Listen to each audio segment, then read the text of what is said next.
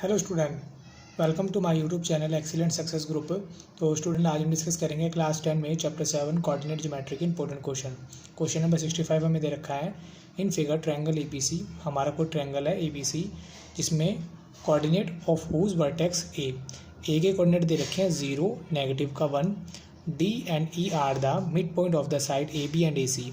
ए B का mid point है D और ए सी का जो मिड पॉइंट है D and E are the mid point of the A B and A C E है। ठीक, देयर कोऑर्डिनेट, उनके कोऑर्डिनेट हमें दे रखे हैं 1, 0, ए के कोऑर्डिनेट दे रखे हैं 0 and 1 respectively. If the F is a mid point of the B C, अगर बी सी का मिड पॉइंट एफ हो तो find the area of triangle A B C and area of triangle D E F. हमें A B C का भी area निकालना है और डी ई एफ का भी एरिया निकालना है। ठीक है, तो इसको करना शुरू करते हैं। सबसे पहले हमें ज़रूरत पड़ेगी कोऑर्डिनेट बी और कोऑर्डिनेट सी की ज़रूरत पड़ेगी।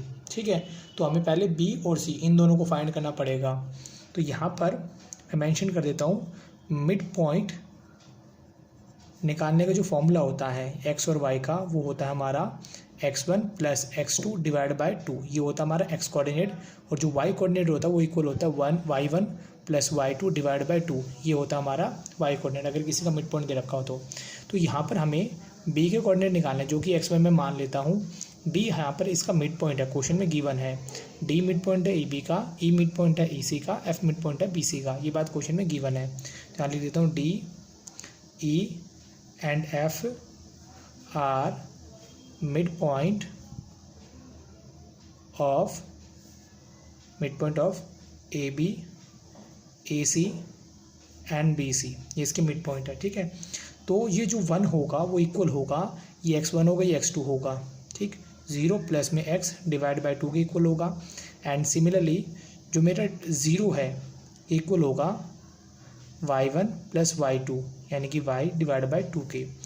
2 मल्टीप्लाई में चला जाएगा, 2 0 में x ऐड करेंगे 2 ही आएगा, x ही निकल के आएगा। 2 मल्टीप्लाई में आ जाएगा 0 का 0, माइनस का 1 प्लस में y, माइनस का 1 इधर x को आ जाएगा प्लस का। तो x की वैल्यू आई मेरी 2 एंड y की वैल्यू आई 1।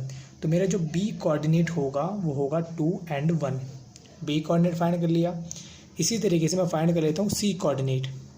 ठीक है, तो जो मेरा 0 है वो इक्वल होगा किसके, 0 प्लस में इसे भी x एंड y ले लेता हूँ, x प्लस में 0 डिवाइड बाई 2, और जो 1 कोऑर्डिनेट है वो इक्वल होगा माइनस का 1 प्लस में y and divide by 2। Multiply में आगे 0 हो गया, तो x की वैल्यू तो कितनी आ गई 0, 0 में ऐड करेंगे x को तो x ही आएगा। 2 1 जा 2, माइनस का 1 प्लस में y, माइनस का 1 इधर x को आ जाएगा प्लस का 2, और ये कितने हो गए 3। तो मेरा जो c कोऑर्डिनेट होगा वो होगा 0 एंड 3। b और c दोनों कोऑर्डिनेट आ गए। हमें एरिया डी ई एफ का भी तो निकालना है। ठीक, तो f कोऑर्डिनेट भी हमें चाहिए होगा। तो f मिड पॉइंट है किसका, b और c का। तो इसका x1 y1 x2 y2, तो 2 प्लस में 0 एंड डिवाइड बाई 2, 1 प्लस में 3 एंड डिवाइड बाई 2। ठीक, 2 में 2 का डिवाइड देंगे 1 आएगा, 3 और 1 4, 4 में 2 का डिवाइड दे 2। तो ये आ गया मेरा f कोऑर्डिनेट 1 एंड 2। तीनों आने के बाद अब पहले एरिया निकालते हैं ट्रायंगल ए बी सी का। ठीक है, तो इसके लिए a के कोऑर्डिनेट रखा मैंने 0 माइनस 1, बी के कोऑर्डिनेट रखे मैंने 2 एंड 1, सी के कोऑर्डिनेट रखे मैंने 0 एंड 3। अब इसे मान लेते हैं x1 y1 x2 y2 x3 and y3। Area निकालते हैं ट्रायंगल ए बी सी का। तो इसका फॉर्मूला कुछ इस तरीके से होता है। पहले लिखेंगे x1 x2 और x3। फॉर्मूला काफ़ी लेंथी है, इसीलिए मैं इसको इस पैटर्न में लिखता हूँ x1 x2 x3। उसके बाद y2 माइनस y3, शुरुआत होती 20 से, फिर 3 पे पहुँचने के बाद वापस कहाँ पे आ जाते 1 पे, y3 माइनस y1, फिर 1 के बाद वापस कहाँ पहुँचेंगे y2 पे, 2 से 3, 3 से 1, फिर 1 से वापस 2। जहाँ शुरुआत की थी वहीं पे एंड होगा इसका 1/2। पहले x1 कितना है 0, x2 2 है मेरा, x3 वो 0 है। क्लियर है। इतना करने के बाद y2 मेरा कितना है 1, y3 जो कि मेरा है 3, y3 y1 है मेरा माइनस का 1, माइनस माइनस हो जाएगा प्लस, फिर मेरा आता y1 है माइनस का 1, y2 मेरा दे रखा 1/2। देखो 0 है, 0 से मल्टीप्लाई होकर 0 कर देगा, 3 और 1 4, 4 को 2 से गुणा करेंगे 8, 0 इस पूरे से मल्टीप्लाई होगा, 0 कर देगा, कितना आया 8, 8 में 2 का डिवाइड दिया तो ये मेरा आया 4 यूनिट स्क्वायर। ठीक है, क्लियर है। ये मेरा एरिया आ गया ट्रायंगल ABC का। इसी तरीके से मैं एरिया निकाल दूंगा ट्रायंगल DEF का। तो मेरा D कोऑर्डिनेट है 1 0, F कोऑर्डिनेट है मेरा, F मैंने यहाँ निकाला था 1 2, एंड E कोऑर्डिनेट है मेरा 0 एंड 1। तो ये x1 y1 x2 y2 x3 and y3। Area निकालते हैं DEF का। DEF 1/2, तो x1 कितना है 1, x2 भी कितना है 1, x3 मेरा है 0, फिर y2 वो है 2 माइनस y3, फिर y3 माइनस y1 यानी कि 0, 0 माइनस में y2, ठीक, सॉरी y1 माइनस में y2 यानी कि 2। सॉल्व करते हैं, 2 में से 1 गया 1, 1 को 1 से मल्टीप्लाई करेंगे ये क्या आएगा, 1 में 0 गया 1 को 1 से मल्टीप्लाई किया 1, 0 को 2 से मल्टीप्लाई करेंगे कितना हो जाएगा 0, 1 और ये कितना हुआ 2, 2 में 2 का डिवाइड दिया कितना आया 1 यूनिट स्क्वायर। तो इस पूरे का जो एरिया आया वो आया 4, और इस वाले ट्रायंगल का जो एरिया है DEF का ये आया 1 यूनिट स्क्वायर। देखो अब ये जो रिलेशन है ये हमने 9th क्लास के अंदर भी पढ़ा था।